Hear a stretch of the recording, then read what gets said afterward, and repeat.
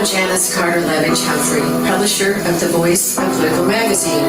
The Speed Museum and The Voice Tribune would like to welcome you to the Design Challenge. We are selecting local fashion designers to create a ready-to-wear companion inspired by a couture paper gown selected from the Isabelle de Bourgegrave Fashioning Art from Paper exhibition that is currently at the Speed Museum. Today I'm going to introduce to you the first 3 talented designers that have been selected to take on this challenge. So stay tuned, there's more to come. The selected designers have gotten the chance to see the exhibit and take in the elaborate details on these stunning gowns. Designers don't have to use paper, but are free to use any other material to create their looks. In just a few minutes, you will hear from them to learn more about their personal style and which piece they have selected as inspiration. Over the next couple of months, they will work on their look leading up to a runway showcase in the gallery and present their final designs at June's virtual after hours. We also need to mention Kmac Couture.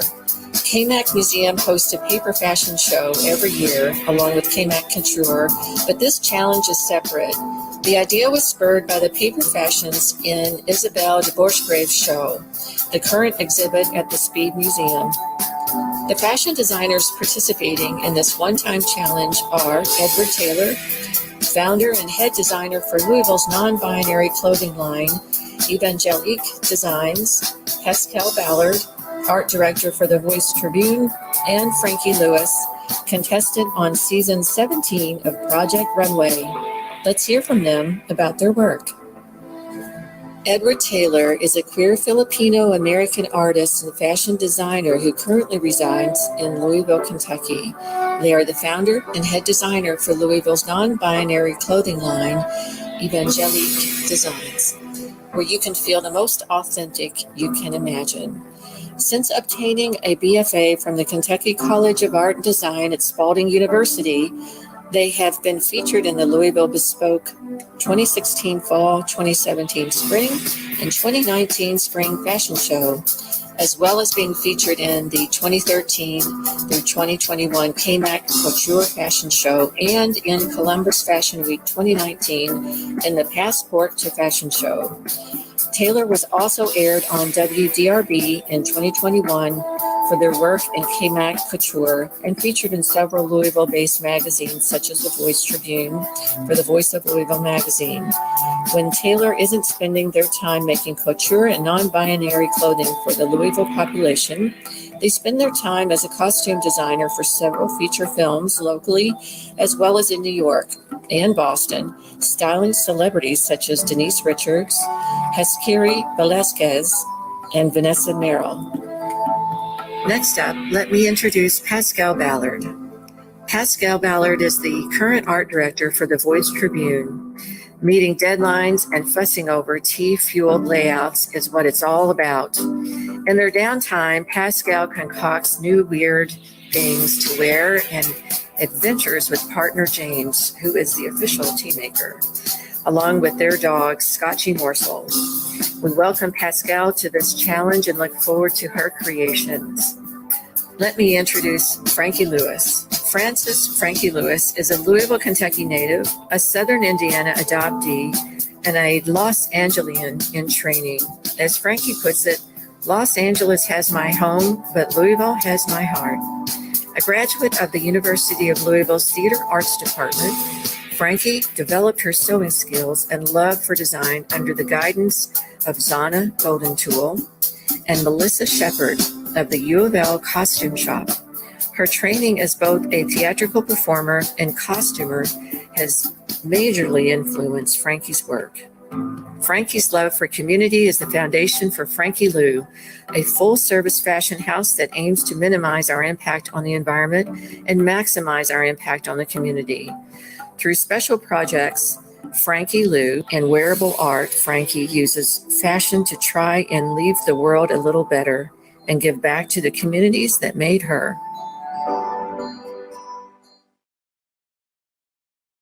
Hey Hey dolls, it's Edward Taylor, Louisville's local fashion designer and founder of Evangelique Designs, a non-binary clothing line breaking the blurred lines of what is men's and women's wear with you wear, a brand where you can feel the most authentic you imaginable. Growing up as a fabulous queer person in a small county in Kentucky, clothing in a department store always seemed to be placed in the traditional binary sections, such as the men's department and or women's. This caused a lot of anxiety shopping because if I was interested in wearing something more feminine, I'd have to shop in the women's section, which as a young boy led to fear of being ridiculed. Evangelique Designs eliminates that fear with you wear, because fashion should be enjoyed by everyone, no matter the association they have for themselves. Be authentically you and what makes you, well, you. We're all a blank canvas, and at Evangelique Designs, you're your own unique doll, ready to be dressed in the fashions of your choice. As a designer, I tend to be inspired by the campy and whimsical approach to drag culture, superheroes, and the nostalgia of childhood, such as the marketing and designs of toys. I'm always looking at designer Jeremy Scott in the Moschino collection for inspiration, because he tends to also present designs in that campy yet high fashion sense. I'm also very inspired by the great Alexander McQueen and their walks of art. The sculptural forms and theatrics of the McQueen runway drives my creative process, and you'll see a bit of that in the June reveal of my ready-to-wear garment. When it comes to my design process, I like to color block with vibrant colors and interesting forms. Size inclusivity is also a large part of the Evangelique Designs brand and is incorporated in the beginning of the design process. Providing elements in the garment to be adjusted to a variety of sizes, as well as using durable and stretch fabrics in the construction phase, the consumer can rock a confident look that will last for ages. I want to thank the Speed Art Museum and the Voice Tribune for this amazing opportunity to showcase with you all the creativity and drive I have for both art and fashion. And with that being said, I chose Pisson as my inspiration for my ready-to-wear garment. I was instantly drawn to the vibrant color pairing of the purple and red, and the overall form of the paper dress provided that theatrical and whimsical appeal that I tend to be interested in. I'll be modernizing this 1915 Russian ballet design with a high-low jacket and high-waisted pants with hand-cut pattern design that will burn your socks off. A little foreshadowing. Of course, if you know anything about the Evangelique Designs, there will be a bit of a theatrical twist and a performative aspect embedded into my ready-to-wear. I can't wait to amplify my ability to heights not yet seen, so be prepared. And as always and utmost importance, Black Lives Matter. Thank you, dolls, for indulging in what I have to say. Welcome to the Dollhouse. With love, Edward Taylor. Welcome to my studio. I'm Pascal Ballard, the art director for The Voice of Louisville, and I'm really excited to be taking part in the Speed Museum Isabel de Borchgrave Design Challenge for this summer. I'm a BFA in graphic design, but I've been sewing since I was about 16. I was really inspired by a lot of books I was reading. If you've ever seen Lady Hawk, everybody in that wears a cloak, and I really wanted a cloak. So that was my very first project, was figuring that out. So it may come as no surprise that I picked the Elizabeth I piece of Isabel de Borchgrave's work to interpret into ready-to-wear, because I really love the drama of medieval Renaissance clothes. The lace color on that really caught my eye. The piece in person was like a little hidden surprise that down the back there are kind of like these pennants, and I wanted to incorporate that as well. A lot of the clothes that I am inspired by are cosplay or historical, which seem a little too impractical for everyday wear. They're bigger, they're larger than life. So when I would make those, I would realize that I wasn't wearing them as much as the effort and detail that I was putting into them. So I just evolved to incorporate touches of those to my everyday wardrobe. So this challenge is pretty much already what I do for my everyday wardrobe, kind of bringing it kind of like into like a secret interpretation. You could wear it to the grocery store and you might not realize what it was originally from, but it would still be interesting. So this is right up my alley. This is exactly what I love to do. And I'm very excited to work on something to show you guys later on in this year. Thanks for having me. Hi there, my name is Frankie Lewis. I am the owner and designer of Frankie Lou, a full-service fashion house that caters to women of all sizes. We also aim to minimize our impact on the environment through sustainable methods of garment construction and production, and we also want to maximize our impact on the community.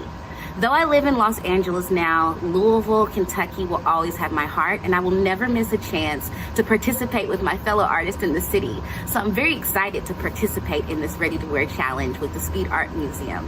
The inspiration that I chose was the Banyan and waistcoat.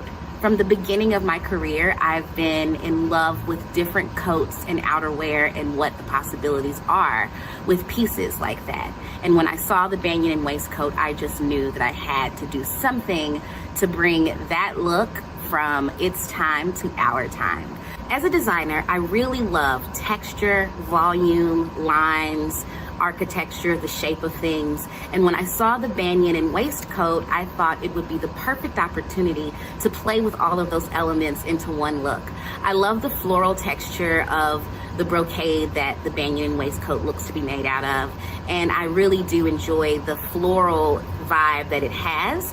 I'm also obsessed with the volume that could be achieved with a coat like that, as well as with the undershirt. So I hope you enjoy the piece, and I'm looking forward to showcasing it to you.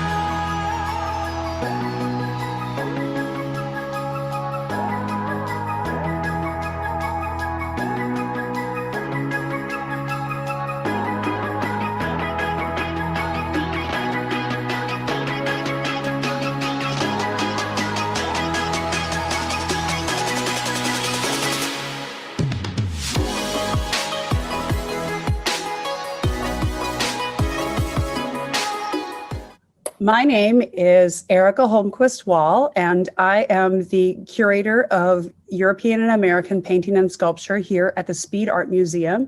And I am also the venue curator for Isabelle de Bourgegrave, Fashioning Art from Paper. And it was a real delight to see the three designs that the three designers chose. All three of these pieces have very, very different histories and backgrounds, each with their own fascinating twist and historical bent. And I think it's great. I'm really excited about this. We'll start with the Elizabeth I gown, which is really a classic example of Tudor costume. The Tudor period being, well, when you think of King Henry VIII of England and his wives. Elizabeth I was his daughter by Anne Boleyn, who of course famously lost her head. And her life and death dates, she was reigning from about 1533 to 1603. So just to put you back in that time period. And the painting that this costume is based on is done by an artist named Nicholas Hilliard. And it was done when Elizabeth was in her 60s. And it's a fantastic piece. And when you see the work in the exhibition and the costume that Isabelle designed from paper, it gives you a wonderful sense of what Elizabeth must have looked like, what it might have been like to interact with somebody wearing this incredibly lavish costume, this silk gown. There were hundreds of pearls sewn on to the overcoat, and of course, pearls being a symbol of purity, suitable for the Virgin Queen, which was another euphemism or nickname for Elizabeth I, since she never married and never had children. What's really fantastic about this gown, I think, is just from the level of detail that it offers with the ruffles and the lace and the folds, is the textile design. And I was so delighted to see what the designer did to evoke Nicholas Hilliard's original painting. And of course, if you take a closer look, the gown, the undergown features flowers and land and sea creatures, all kinds of incredible flora and fauna. And I'm not sure, but you might have to like Google around on this one, but I think, while some of it is maybe a little fantastic, I feel like I've read somewhere that this is actually like the flora and fauna that's represented in and around, of course, England and the environs of which she ruled. So it's just a wonderful example, and I'm really thrilled that the designer brought this example up into the 21st century.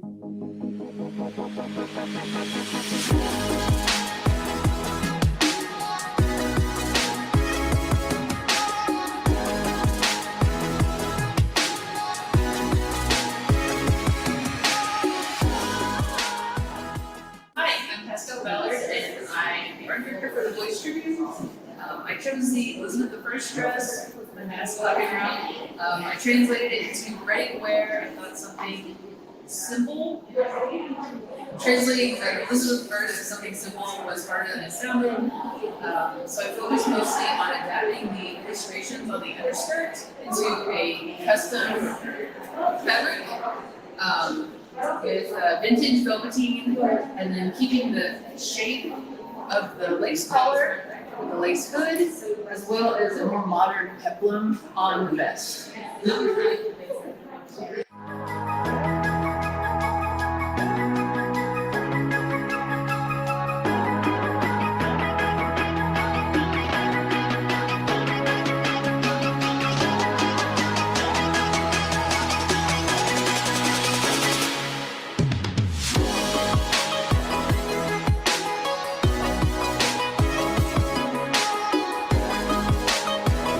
For the second design that we're going to see tonight, this is a really wonderful example of actually a very strange example of cultural and textile appropriation. And I'm going to explain why in a little bit here.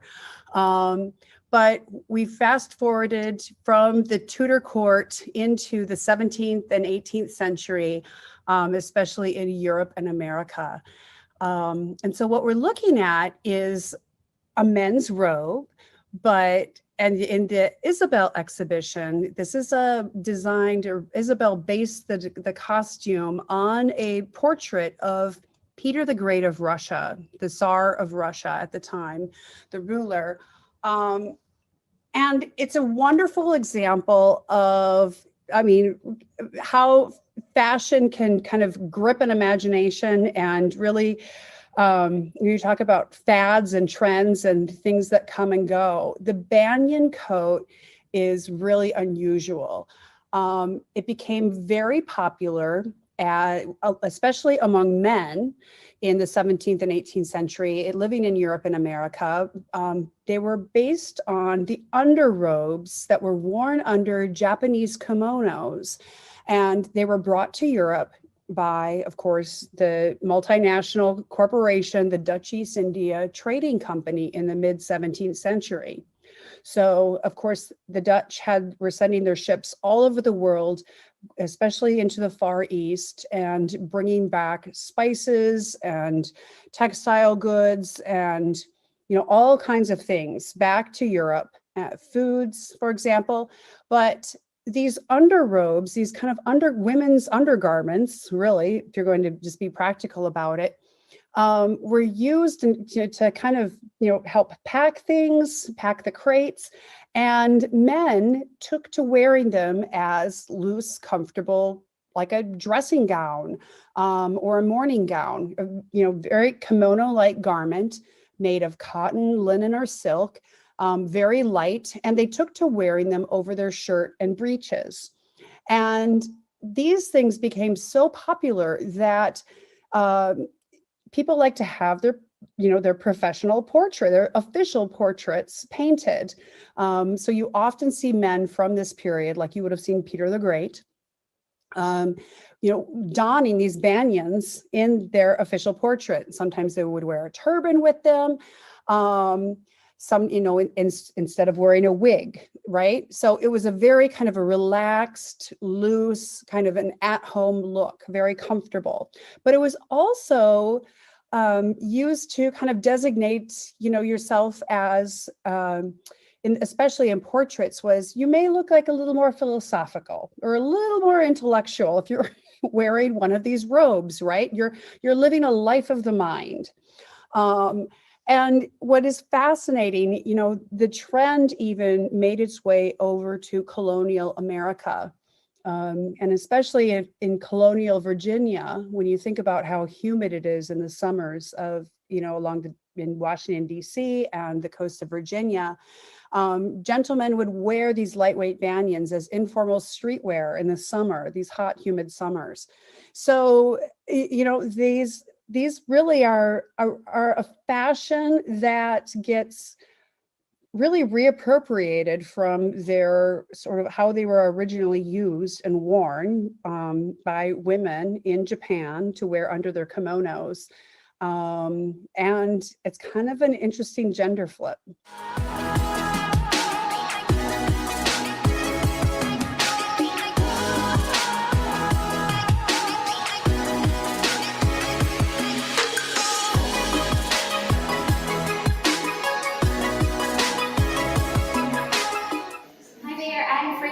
Lewis of Frankie Lewis Fashion House. I'm the designer, born and raised in Louisville, Kentucky.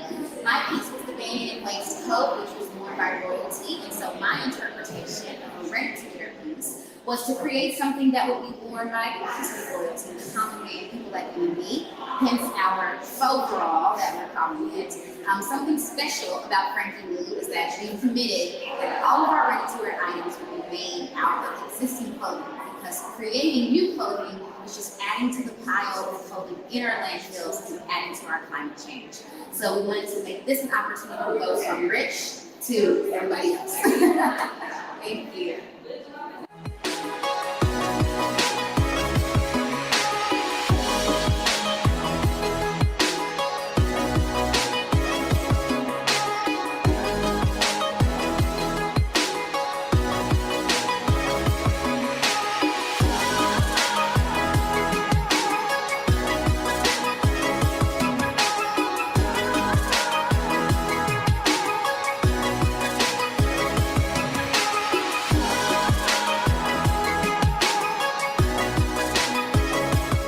The third design that we're going to be looking at, we've fast forwarded even further into the early 20th century, into Paris by way of Russia, to a modern dance troupe called the Ballet Russe. And everything that the Ballet Russe produced was at the absolute cutting edge of modernity, from the stage sets, the costumes, the choreography, the dancers, the music. I mean, everything was absolutely of the moment. And Mikhail Larionov was a Russian artist who made his way to Paris with his partner, Natalia Goncharova, who also designed for the Ballet Russe. And both Larionov and Goncharova were really steeped in Russian folk culture. The wonderful folk and fairy tales that they were told are very, very popular in Russian culture at the time. Also very colorful folk costumes. And so this really influenced their designs for the Ballet Russe. Many of the ballets were actually stories drawn from these Russian fairy tales. And in this work, the Paysan, Really this kind of shines through. This kind of, it's like a little suit, but it's got a little flair to it. And the blues and the reds and the white, the color combinations are absolutely what was happening in early 20th century art at Paris at this time. You know, you think of all of these avant-garde art movements, the other artists who were associated with the Ballet Russe at the time, not just Larionov and Goncharova, but Pablo Picasso, Henri Matisse, you know, all of the names that we kind of associate with early modern art, and for really changing things up and being as experimental as you possibly can. And in designing for the costume and for the stage, you also have to design costumes that you have to move about in, right? So the freedom to move, the freedom to be able to kind of leap and dance and twirl, you know, it's a very specialized textile design. So I'm really excited to see what our third designer is going to come up with.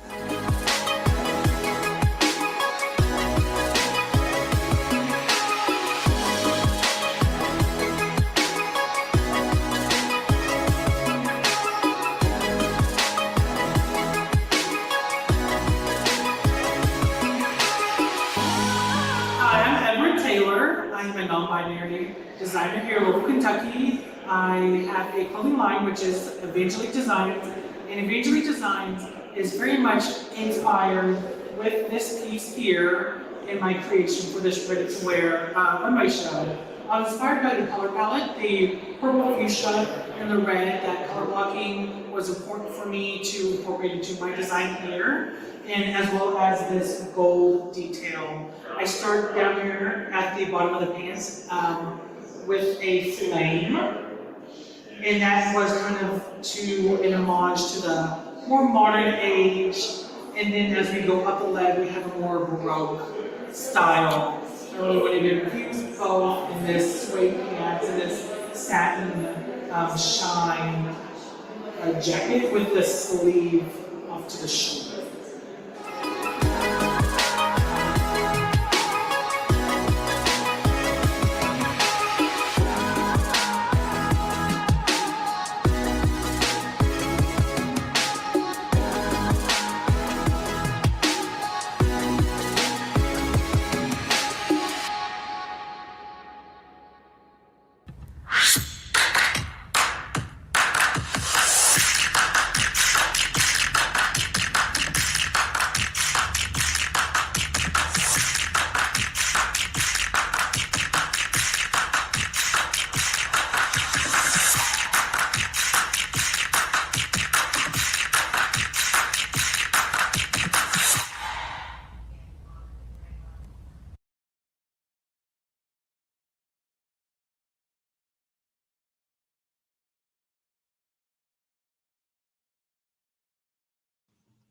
Hi, I'm Dean Otto. I'm the curator of film at the Speed Art Museum. I'm so happy to be reopening the Speed Cinema once again. We haven't been able to have in-person screenings since March of 2020, except for screenings that we did for our partnership with the Sundance Film Festival. Back in late January, early February, but we're so excited to invite audiences back once again to show films as they were intended to be screened. Projected up on the big screen at the Speed with incredible projection and sound. And we're really looking forward to a series of 3 films to be presented in July of this year that all are related to LGBTQ issues too. And this being in Pride Month here in June, we're happy to be making those connections, happy to be extending our commitment to queer film well beyond just 1 month as well. Our very first film that we have in this program is Truman in Tennessee, An Intimate Conversation. It's directed by Lisa Imordino Vreeland, And some of you may remember her. She visited the Speed 2 summers ago for a fantastic documentary called Love Cecil. A fantastic documentary about Cecil Beaton. It was in association with an exhibition that featured some of Beaton's photographs that was at the Fraser History Museum. Lisa Martino Vreeland is an incredible documentary filmmaker who has a great eye and great connections to be working with archives all over the world to create her documentaries. And in this case, it's focused on the artistic process, the competition, camaraderie, and admiration of two of America's greatest writers. Truman Capote is well known for his book and adaptation of that into a film called In Cold Blood, and Tennessee Williams, who wrote the stage classics Cat on a Hot Tin Roof and Streetcar Named Desire.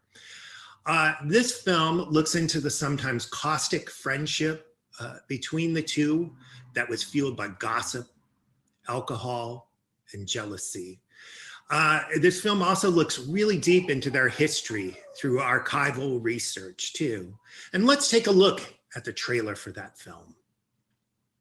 Will you welcome the man who's that magnificent writer, a great dramatist? It's Mr. Truman Capote, Mr. Tennessee Williams.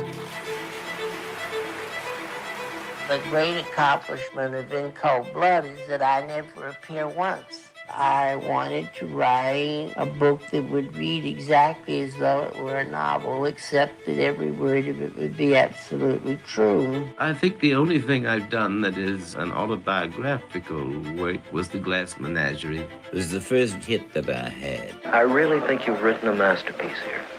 Thank you. Why did I write? We all have a great desire to escape from ourselves. People always saying, are you happy? I think it's the most idiotic question I know. I mean, nobody is happy. You're very frank about your homosexuality in the memoirs. I was aware, of course, for a long time before it ever surfaced. I just felt things would be easier if I were a girl. I've known Tennessee a long time. Our friendship has had its ups and downs. Here is a man who has devoted his whole life to art and is a genius. Why do writers fall in and out of friendship with each other? Well, jealousy, don't you think? Most people think because somebody is a creative individual, they must be intelligent. It is not so, like Tennessee Williams. Capote's a liar, and everyone knows he is. It really was a sort of intellectual friendship, though people inevitably thought otherwise. Now, I don't care what anybody says about me as long as it isn't true. I'm talking too intimately to you. Let's get on to something more general. But if friendship leads to love, does it normally lead to sex too? No. Friendship lead to sex?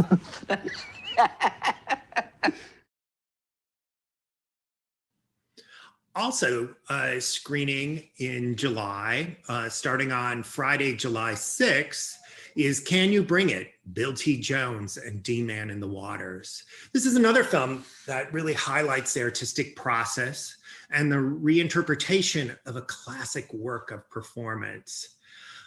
This film focuses on Bill T. Jones and the creation of one of his most famous pieces called D-Man in the Waters.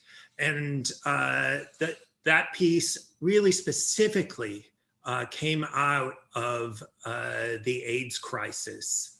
It gave a way to address fear, anger, grief, and hope and salvation, and particularly as it was expressed in the Bill T. Jones, Arnie Zane Company. And Bill T. Jones and Arnie Zane, who were the choreographers of that program, and their interaction with the dance company, who also added pieces to that classic work. The film also deals with the next generation of people who are staging that work and the struggle to find a connection to a pandemic that didn't affect them in the same way. Let's take a look at the trailer for Can You Bring It? Bill T. Jones and D-Man in the Waters. There was some healing ritual in the making and the doing of this dance. Someone was pushing me to come through the other side. That's supposed to be the thing that's going to help you fly. Lord knows how many different ways it's been done. We didn't want to be part of a racial ghetto, and we didn't want to be a part of a gay ghetto. But we wanted to make a community.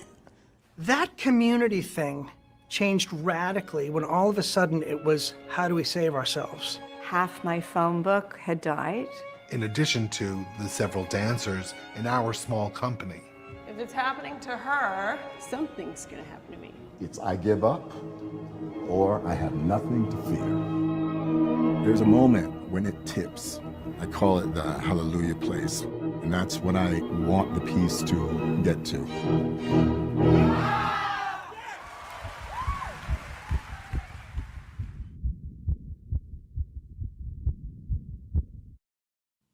On Friday, July 23rd, we are going to be hosting the area premiere run of Summer of '85, which is a French film directed by Francois Ozon. He is a major figure in French cinema that has worked in a number of films dealing with queer identity, and including 8 Women, Swimming Pool, which was also an adaptation of La Piscine, which is screening in June, that restoration of La Piscine. He also directed Under the Sand, Sitcom, The New Girlfriend, and Double Lover. And it is ravishingly produced. It's dry, funny, and moving. It's a film about young love, seduction, and betrayal. It really reminded me of the French classic Purple Noon and its adaptation in the US, The Talented Mr. Ripley. It focuses on hero worship that turns caustic. So let's take a look at the trailer.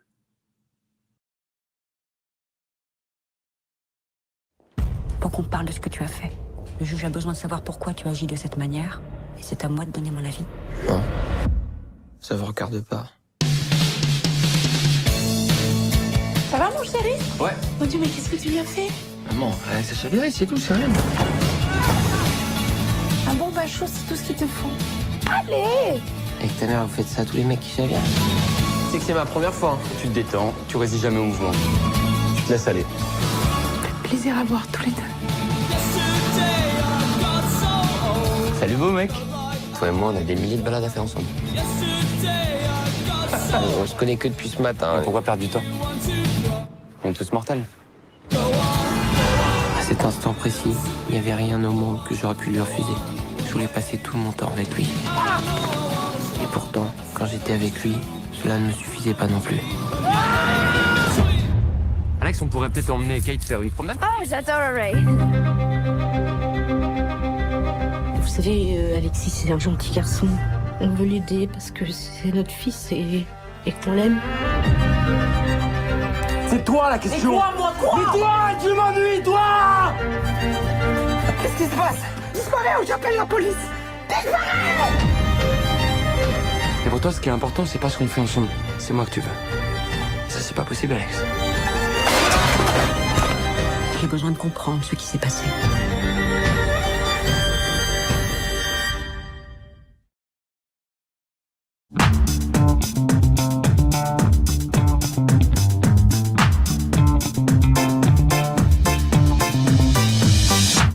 I'm so happy to be able to be reopening the Speed Cinema right now. And I really invite you to these 3 new films, which are sure to become queer classics.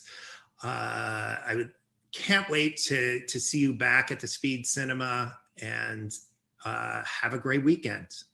Back to After Hours.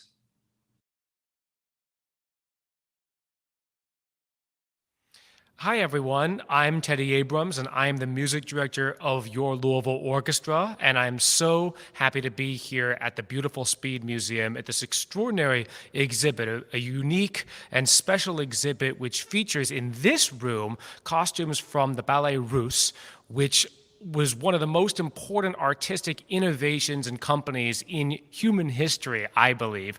Many of the greatest musical works combined with some of the greatest ballet of all time. Most productions were done in Paris at the behest of the great impresario Diaghilev. And what the artist has done in this room is take many of the most famous costumes from pieces like the Firebird, Stravinsky's initial ballet success, and then recreate them using paper. So you have these costumes that were originally meant to be on the dance floor in a very athletic sense, and now they are in the most delicate form possible. And we wanted to work together between the Speed and the Louisville Orchestra to put something really special right here, creating music and the art from this exhibit together. And so I have chosen a couple of different selections from pieces that were originally performed using these costumes in their original version. So I have several selections from Stravinsky's Firebird, which is one of my all-time favorite pieces. It's one of the pieces that made me fall in love with orchestras to begin with, and I just absolutely adore the costumes that were associated with it. And Manuel de Falla's three-cornered hat. We have an iconic costume from that production just sitting right behind me. So it's such an honor to be making music in this extraordinarily beautiful and creative surrounding. So I hope you enjoyed these selections from Stravinsky and de Falla.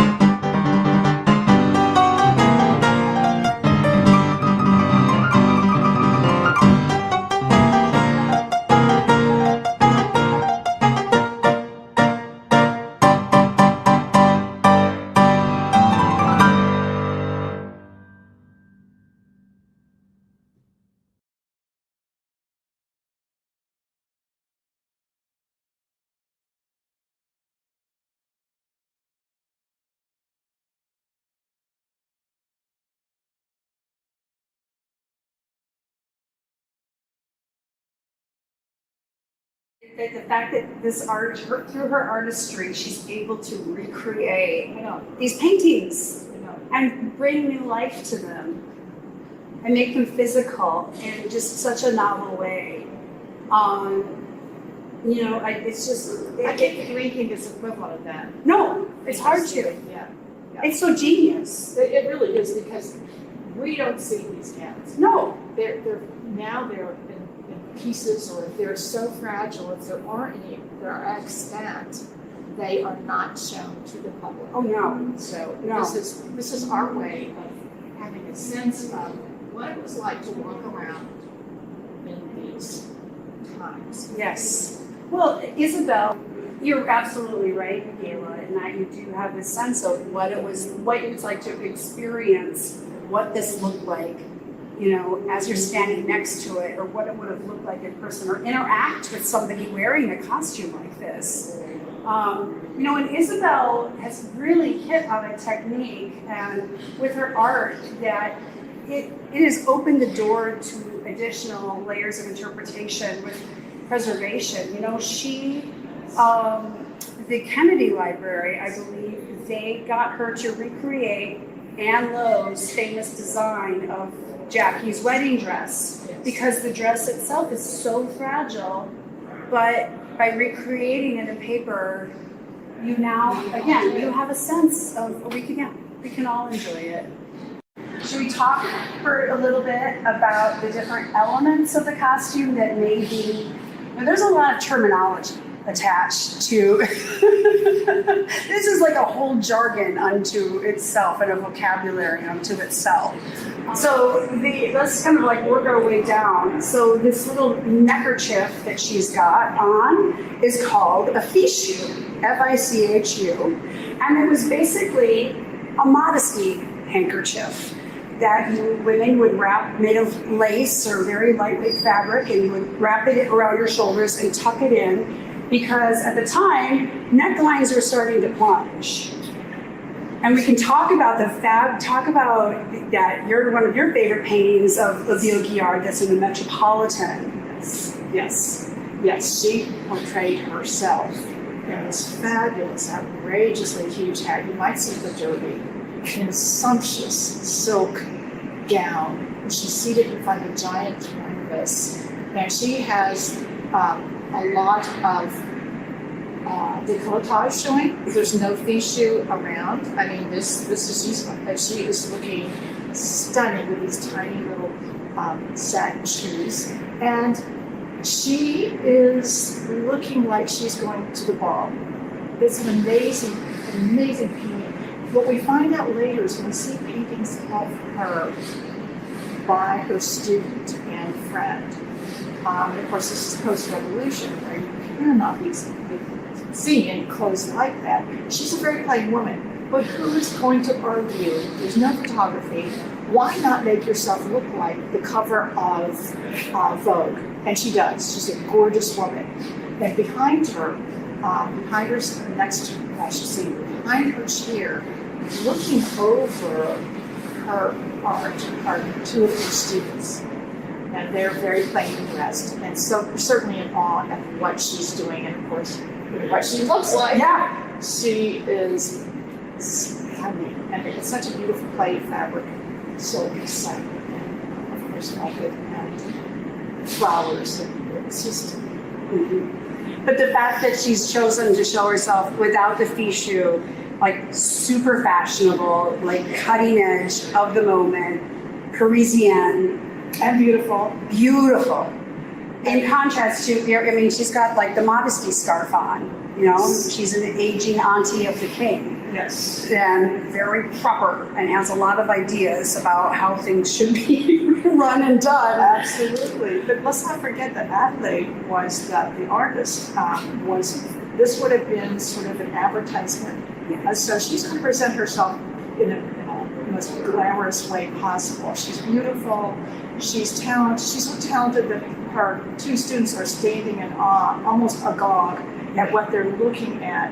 So in order for her to compete, and what we wanted to do was to get into the court system for painting. In order to do that, you had we had to jump over a lot of other artists. And at this time, it was an amazing thing. We had so many talented female artists who were coming to the fore, and they're all competing essentially for the same audience, which is the royal inhabitants of the court.